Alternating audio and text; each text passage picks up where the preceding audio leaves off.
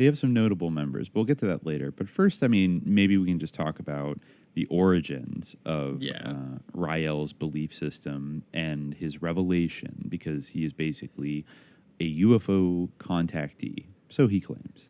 Yeah. But before that, he, you know, this came kind of out of left field for him, because he was born, I think, was he born during World War II? And had kind of an absentee father. I think his father was a French Jew who was like hiding out in the region where he grew up and had an affair with his mother, but then left to go back to his family when the war ended. So he didn't really have much of a relationship with his father growing up. I guess it was very kind of conservative Catholic town. He ditched, I think, high school and went off to Paris as a teenager and got a guitar and started playing, started being kind of like a, you know, playing French chansons, I guess, and became I think he put out a couple records and appeared on TV a few times. He wasn't like a star, but he had a little bit of a thing going, and after a few years, and then he got into race car driving, which is like a huge lifelong passion of his. And he kind of got into it by starting like a race car magazine called Autopop, and in the very early 70s. And then also used that to kind of get car companies to loan him race cars and then start racing himself. But then the 1973 OPEC oil crisis happened, and I guess the French president at the time outlawed street racing competitions in France. So at this time in 1973, I think he was married at this point and had some young kids, and was kind of at a crossroads because his whole industry, I guess he failed to be a successful singer. He had this magazine, but then that got all fucked up when racing was kind of shut down. And it is at this point in 1973, I think in December, where he's wandering out in une forêt, near where he lived, and he purported to see a UFO land and an ET get out. Let me just see if there's a if Susan J. Palmer. I think that we might even be able to turn ourselves to the Le words livre of qui dit la vérité. Yeah, the book that tells the truth. Yeah, I think we might be able to turn to the man himself. The primary source. Why not? Yeah. Let's hear what Raël had to say. He writes, ever since I was 9 years old, I have had but one passion: motor racing. And much like a Quino, other people love cars. I guess that's a popular passion. Yeah. I founded a specialist motorsport magazine in 1970, simply to be able to live in the environment of a sport where man is constantly trying to surpass himself while striving to surpass others. Since my early childhood, I dreamed of one day being a racing car driver, following in the footsteps of someone as famous as Fangio. I've never heard of Fangio, but okay. Thanks to the contacts made through the magazine I founded, I was given the opportunity to race, and about 10 trophies now adorn my apartment as a result of those races. On the 13th of December, 1973, however, I went to a volcano overlooking Clermont-Ferrand in south-central France. I went more to get a breath of fresh air than to take a drive in my car. My legs were itching after a full year following the races from circuit to circuit, almost always living on four wheels, so to speak. The air was cool at the time, and the sky was rather gray with a background mist. I walked and jogged a little and left the path where my car was parked, aiming to reach the center of the crater called Puy de la Soleil, where I often went for picnics with my family in the summer. What a superb and breathtaking place it was! To think that thousands of years ago, right where my feet were standing, lava had spurted out at incredibly high temperatures. Decorative volcano bombs can still be found among the debris. The stunted vegetation resembled that of Provence in France, but without sunshine. I was just about to leave and look for the last time toward the top of the circular mountain, which was formed by an accumulation of volcanic slag. It reminded me how many times I slid down those steep slopes, as if I was on skis. Suddenly in the fog, I saw a red light flashing, and a sort of helicopter was ascending towards me. A helicopter, however, makes a noise, but at that moment, I could hear absolutely nothing, not even the slightest whistle. A balloon, maybe? By now, the object was about 20 meters above the ground, and I could see it had a somewhat flattened shape. It was a flying saucer. I had always believed in their existence, but I had never dreamed I would actually see one. It measured some 7 meters in diameter, about 2.5 meters in height, was flat underneath and cone-shaped. On its underside, a very bright red light flashed, while at the top, an intermittent white light reminded me of a camera flash cube. This white light was so intense that I could not look at it without blinking. The object continued to descend without the slightest noise until it stopped and hovered motionless about 2 meters above the ground. I was petrified and remained absolutely still. I was unafraid, but rather filled with joy to be living through such a great moment. I bitterly regretted not having brought my camera with me. Then the incredible happened. A trap door opened beneath the machine and a kind of stairway unfolded to the ground. I realized that some living being was about to appear, and I wondered what it was going to look like. First 2 feet appeared, then 2 legs, which reassured me a little, since apparently I was about to meet a man. In the event, what at first I took to be a child came down the stairway and walked straight towards me. I could then see this was certainly no child, even though the figure was about only 4 feet tall. His eyes were slightly almond-shaped, his hair was black and long, and he had a small black beard. I still had not moved, but he stopped about 10 meters away from me. He wore some sort of green one-piece suit which covered his entire body, and although his head seemed to be exposed, I could see around it a strange sort of halo. It was not really a halo, but the air about his face shone slightly and shimmered. It looked like an invisible shield, like a bubble, so fine that you could barely see it. His skin was white with a slightly greenish tinge, a bit like someone with liver trouble. He smiled faintly. I thought it best to return his smile. I felt rather ill at ease. I smiled and bowed my head slightly in greeting. He answered with the same gesture. Thinking that I had to find out if he could hear me, I asked, "Where do you come from?" He answered in a strong, articulate voice that was slightly nasal. "From very far away." "Do you speak French?" I inquired. "I speak all the languages of the earth." "Do you come from another planet?" "Yes," he replied. As he spoke, he moved closer and stopped about 2 meters from me. "Is this the first time you have visited the Earth?" "Oh, no." "Have you been here often?" "Very often, to say the least." "Why do you come here?" "Today, to talk to you." "To me?" "Yes, to you, Claude Vorhelion, editor of a small motorsport magazine, married and father of 2 children." "How do you know all that?" "We have been watching you for a long time." "Why me?" "This is precisely what I want to tell you." "Why did you come here on this cold winter morning?" "I don't know. I felt like walking in the fresh air."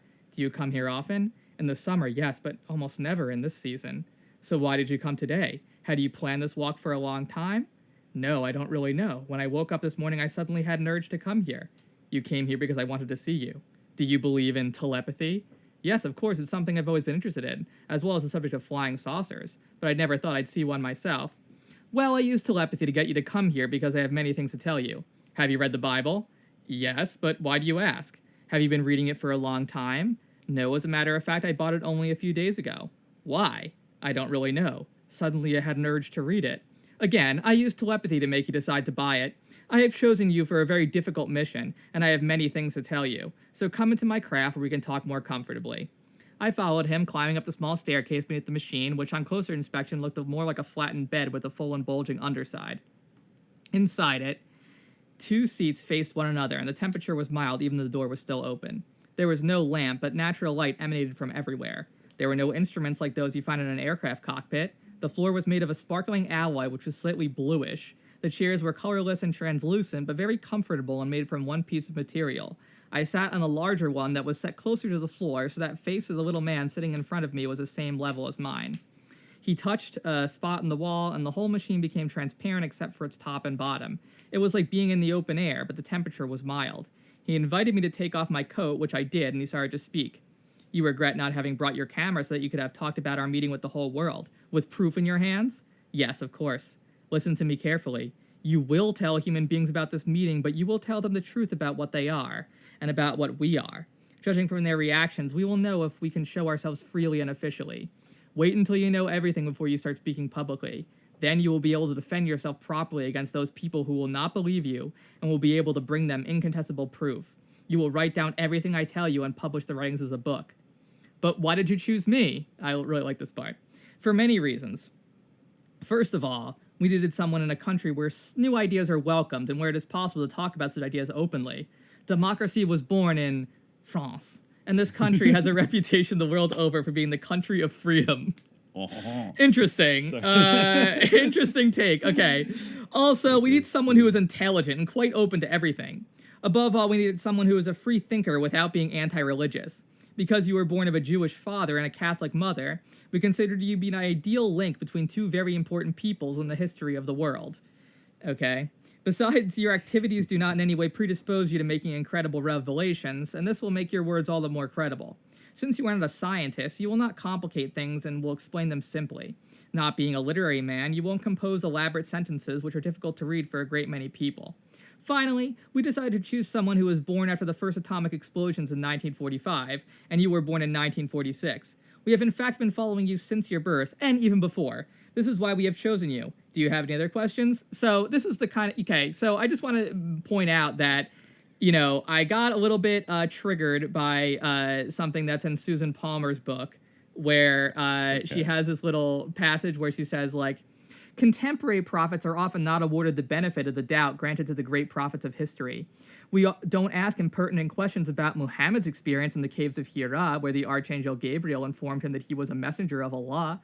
Whereas 19th century historians attacked Muhammad as a charlatan, non-Muslims today would be reluctant to challenge the messenger Muslims call the seal of the prophets. First of all, non-Muslims today would not be reluctant to do that. You're talking about people in your academic field who also, as you demonstrate, don't challenge aliens. But, you know, she goes on to say, his last sermon and his hadiths might even evoke a fleeting sense of awe and respect in the breasts of Western secular humanists who promote pluralism and tolerance. And yet Raël and his quote-unquote little green men are universally mocked. Why? Is it because a prophet's call must be shrouded in the mists of time before it can be awarded dignity? Is it because Muhammad has billions of followers to defend his name? No. The reason is because, like, the Elohim give all these reasons, like, for, you know, democracy was born in France, okay, the country's known all over as a country of freedom, you were born a Jewish father, a Catholic mother, and then after all that is like, oh yeah, by the way, you're my son. Like, I feel like that's the first thing out the gate. These are the reasons are irrelevant. Like, you've been, like, culturally, you know, but... Anyway, true. So, I mean, does he say in that first meeting? No, he doesn't, but he does say, we have been following you since your birth and even before. This is why we have chosen you. Do you have any other questions? But, like, later on, you know, it becomes clear. I mean, that's Raël's current doctrine. It's funny they call him half Jewish because, well, I mean, I guess maybe if Yahweh is your father, you are half Jewish, but, like... Yeah, exactly. You know. Raised by maybe what they meant, give them the benefit of the doubt. But anyway, so, where do you come from, he asks. From a distant planet, which I will tell you nothing for fear that men of Earth might be unwise enough to disturb our peace. I don't know how they would, like, because they're obviously more advanced. But anyway, is your planet very far away? Yeah. Very far. When I tell you the distance, you will understand that it is impossible to reach it with your present level of scientific and technical knowledge. All right, whatever. What are you called? We are people like you. We live on a planet similar to Earth. How long does it take to come here? As long as it takes to think about it. Why do you come to Earth? To monitor and watch over the development of humanity. Human beings on Earth are the future. We are the past. Are there many people on your planet? There are more people than on yours. I would like to visit your planet. Can I? No. First of all, you couldn't live there because the atmosphere is different from yours and you have not been trained for such a journey. But why meet here? Because the crater of a volcano is an ideal place, away from irksome people. I shall leave you now. Come back tomorrow at the same time with the Bible and something to take notes with. Do not bring any metallic object and speak to no one of our conversation, otherwise we will never meet again. He handed me my coat, let me climb down the ladder, and waved his hand. The ladder folded up and the door closed without a sound. Still, without making the slightest murmur of any whistling sound, the craft rose gently to a height of 400 meters and disappeared into the mist. So that was his first, and then they kind of do, like, a book study, and a bunch of other stuff happens eventually where, like, he gets to see... they do kind of take him to their planet eventually, despite the fact that, like, he after he makes the it atmosphere. Public. Yeah. Yeah, there's so many little contradictions. Exactly. Like, you don't even have to, like, try really hard to find them. Like, for one, he's like, democracy was born in France. Like, even Jacques Vallée, I think, points this out in Messengers of Deception. You know, they're like, it's like, but then they're actually anti-democracy. They think that people who aren't intelligent enough shouldn't be allowed to participate in elections. Geniocracy. Geniocracy, right. And then also, I remember him saying later that, like, when he did go to the planet, that there was, like, an elite planet where, like, the best of the best, Elohim and the ascended, like, people from Earth got to live forever and clone themselves. And then there was, like, a bigger planet where, like, normies, like, normie Elohim lived. And I guess, like, they didn't get to clone themselves. But the numbers he gave out was, like, oh, on the elite planet, there's, like, 8,500 elite Elohim. And then on the big planet, there are some really small number. It was, like, 50,000, like, it almost sounded like the exact number of people in the Raëlian movement. Kind of, you know, but it was like, but then in the first one, he says, oh, like, how many people on your planet? And he's like, more that are on your planet. Yeah. So how, that's a little bit contradictory, but... Yeah, like, they just, like, are all over the place. Like, you don't have to try. Like, you know, people spend so much time, like, poring over older scriptures to try to find, like, you know, for instance, the Quran, to try to point things out, like, but, like, you die with this, like, they're all over the place. Yeah. But then, you know, so he has a series, he claims, of kind of these sessions with the Elohim who's visiting him, and he writes down all these notes, and then he goes on a French talk show, right? And he gets, like, mocked. And he reveals his fantastic story and gets a ton of media attention. A lot of people do make fun of him and are like, who is this guy? But then he releases a book pretty quickly, which was... I'm forgetting the French. Le livre qui dit... La vraie. Le vrai. La vraie is... I always thought it was vrai. Probably is. Anyways. But yeah, the book that tells the truth, which came out in 1974, is his first. That's what you just read from. That's his first account of all of this. And then he comes out not long after that, I think in 75, he comes out with the, I think, perfectly titled Space Aliens Took Me to Their Planet. Definitely a better and more precise title than his last one. Right. So yeah, then he talks about how, like, later, I assume after his first public exposure of this, and also saying that I have been designated as this prophet, right? They take him to his planet, and that is it's a huge part of Raelian lore. Also, he adopts the name, right? Like, after he goes public, he adopts the name Raël.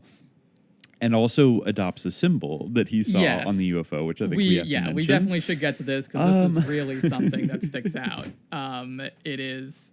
It's a huge pillar of Raelianism. It is basically, I mean, if you look at them up today, you'll see it. It is basically a Star of David, like, intertwined with a swastika in the middle of it. And to be fair, it's like it's not a tilted swastika, so blah. They have a whole thing. I think they have a website called proswastika.com. Well, they participated in, like, some kind of, like, swastika rehabilitation rally.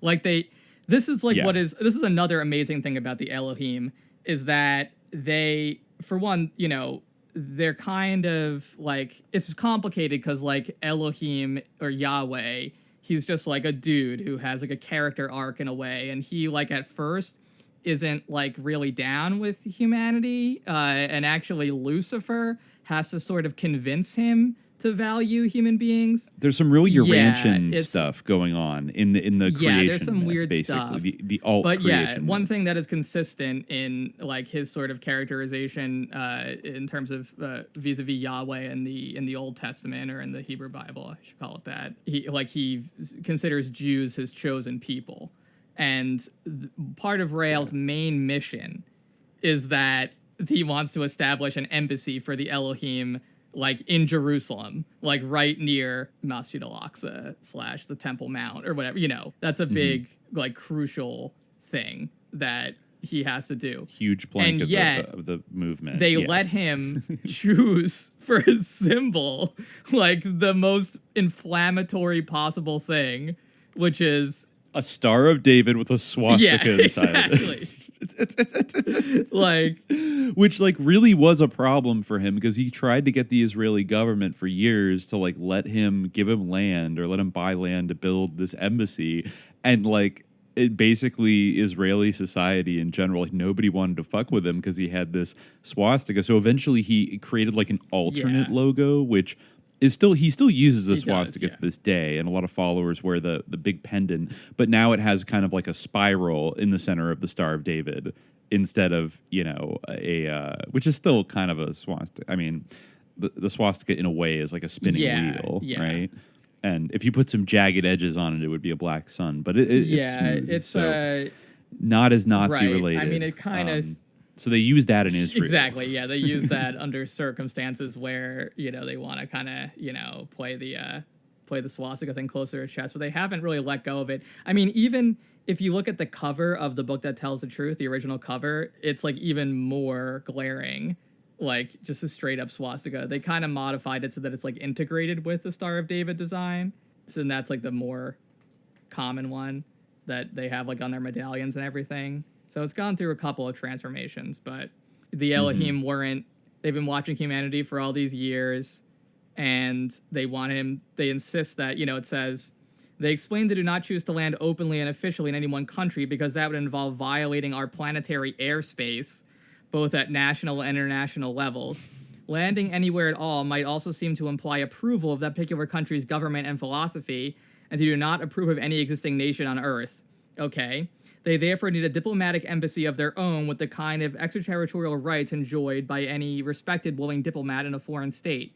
Since their first embassy on Earth was Jerusalem's first temple, they have asked for their new modern embassy to be built as close as possible to the most ancient of all cities in the heart of Israel. Okay, so mission immediately failed to, avoid political implications, but whatever. So yeah, right. These Elohim suck. Okay, Elohim. They're, that's why people don't take this seriously. They're sus, honestly. Sus.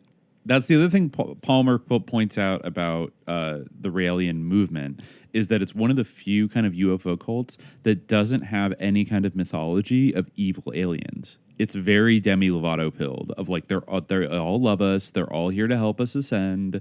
There's nothing, it's it would be very at home on Gaia, but even Gaia dabbles in the evil Draco. That's another thing that sets this is him apart kind of, is that in a lot of these groups, there really is at least they're it's much more toned down than it is in some of these groups, the sort of persecution complex or the sort of cabal globalist element.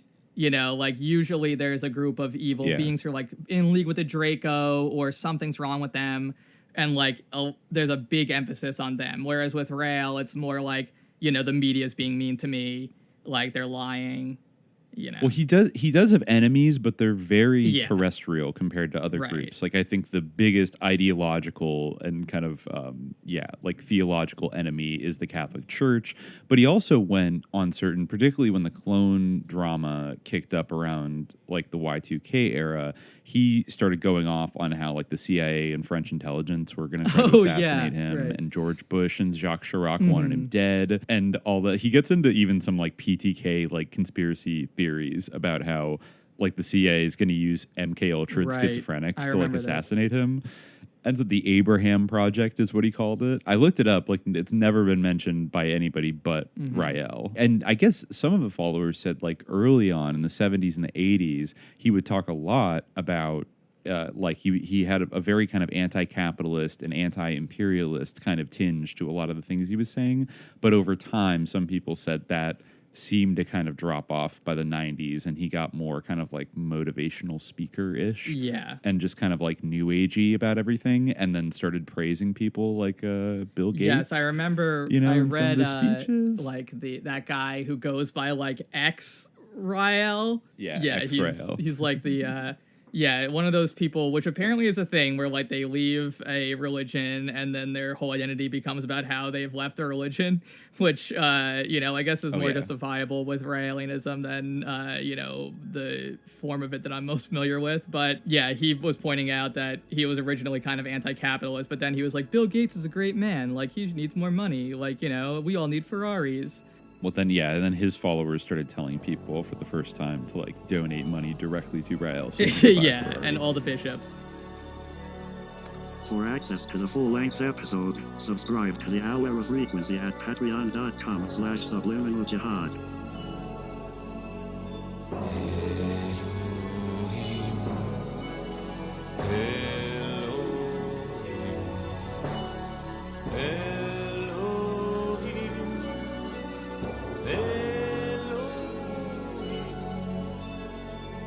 On vous a fait des cathédrales, des temples et puis des mosquées,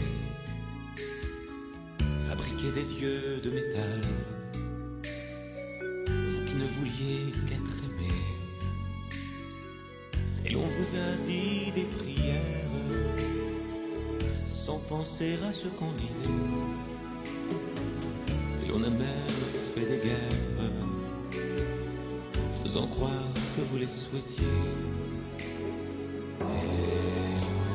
Elohim, Elohim, Elohim, Elohim.